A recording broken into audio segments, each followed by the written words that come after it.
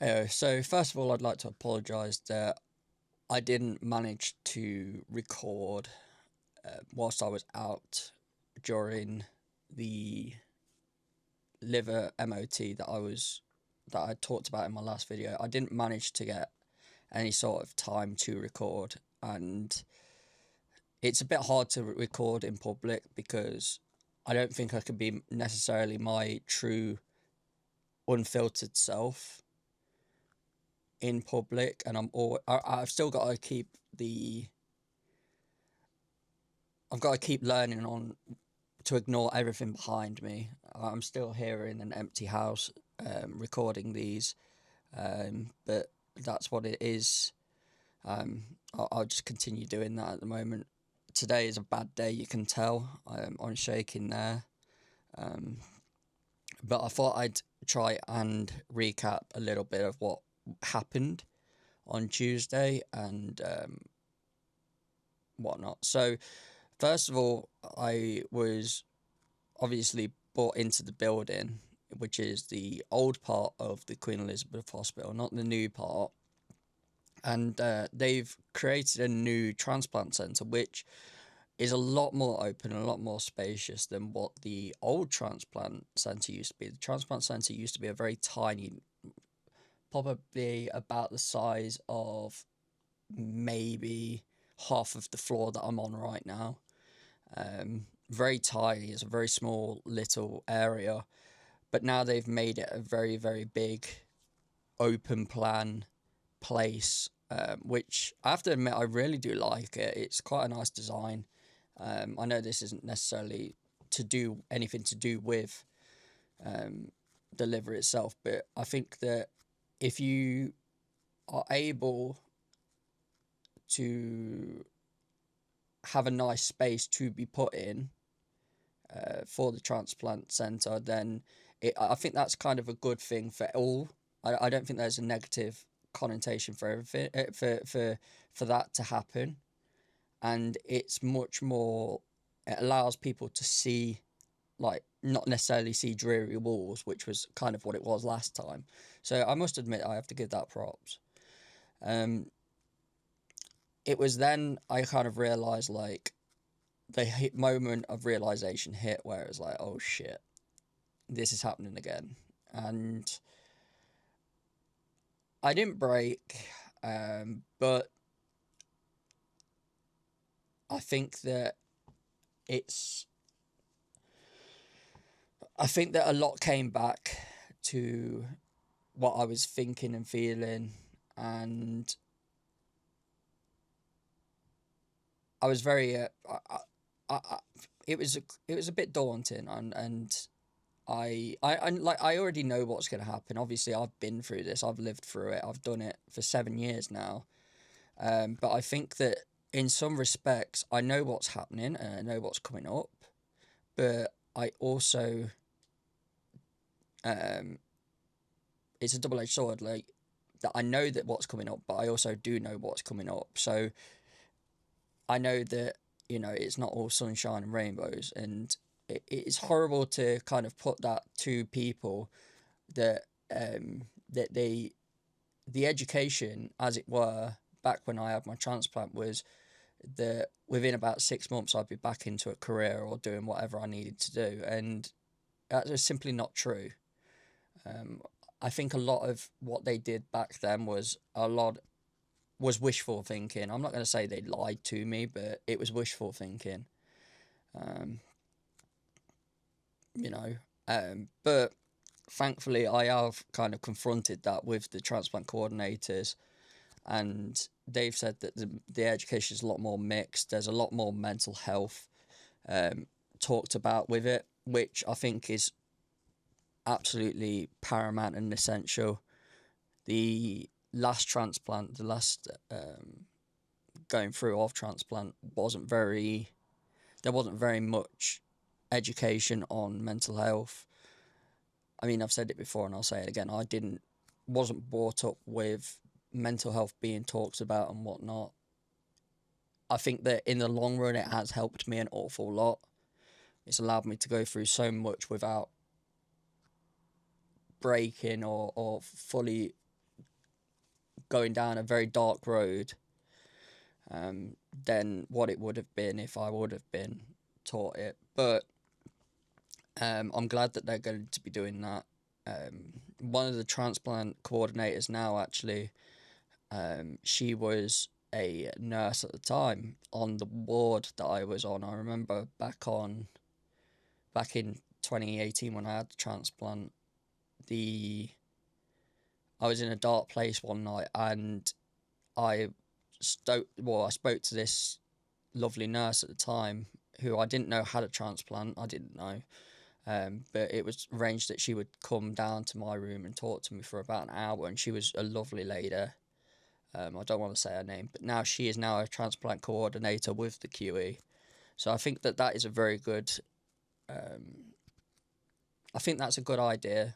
I genuinely believe that you should have somebody that has been through it to be part of the decision making in the transplant sequence.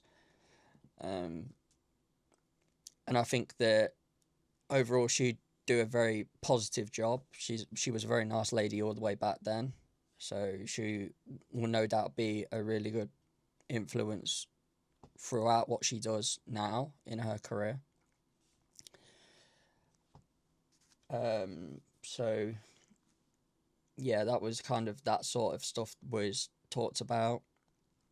I had all of my body's MOT done, so my heart, my lungs.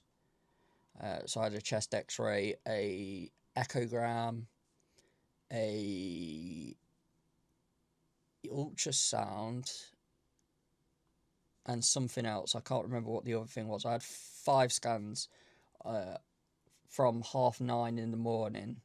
Well, actually, I can't say 9:30 because I was with them for quite a bit of time. So from about 11:30 in the morning. And I also had my 5th scan, which was there anyway for an EEG, an electroechogram. I believe that's what it's called. Where they're testing my brain for hepatic encephalopathy, which I think today is going to be a bad day because I can tell by the way that my hand is shaking and I'm drawing blanks on what I want to say. So it's kind of hard for me to have to. I want to communicate what I want to communicate. I feel as if I need to communicate everything about this and let everybody know what this life can be like with any sort of liver damage. But we managed to do all that, and I'm waiting results for a lot of it. But my echogram, or I think it's the echogram, the one where it tested my heart, that's completely fine. And I've always been told that my heart's good, and my lungs are good. Like, they're 2 of the organs that I'm very good. Like, there's no issue with them. And thankfully I've had no damage done to them, but I've had damage all over my body, and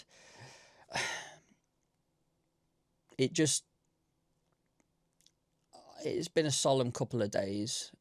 Yesterday was my mum's 55th, which was okay, but it was also my friend who passed away's 30th,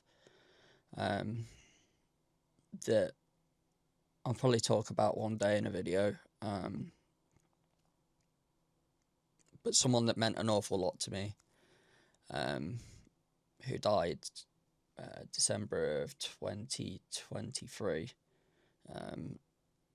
but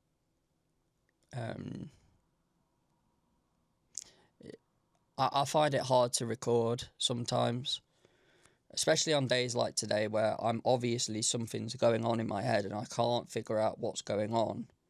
So today I know I'm going to be very confused. But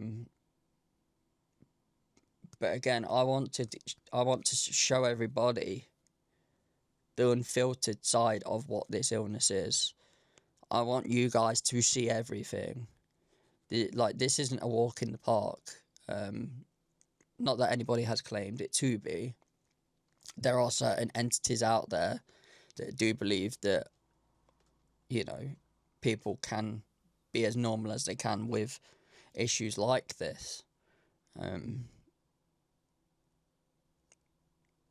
But I'm just really hoping that this next transplant could change my life for a lot longer, and a lot, actually get me out there. And that's not me slighting my donor at all. That is not me slighting my donor at all. I absolutely love the fact that I've been given this opportunity already.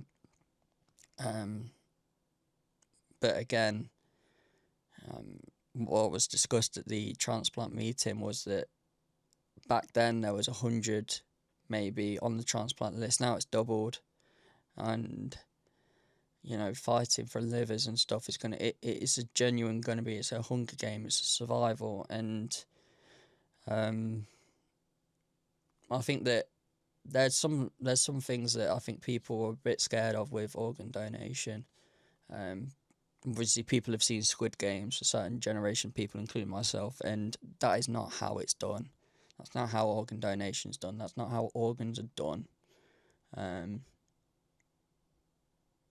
I won't spoil it, but there is a slight thing to do with organ donation inside of Hunger Games. Not Hunger Games, Squid Games. And that's not how it's done. No. It might be done in some parts of the world, but not here, and not in any civilized place. And you've got to think it's fiction. I do fancy talking about that and debunking some of the rumours on that, but I don't know. It's on the days when I know that I'm going to be okay in my head, and I'm not obviously a fucking mess like today. But I need everyone to see the bad and the good side to everything. So that's what you're seeing.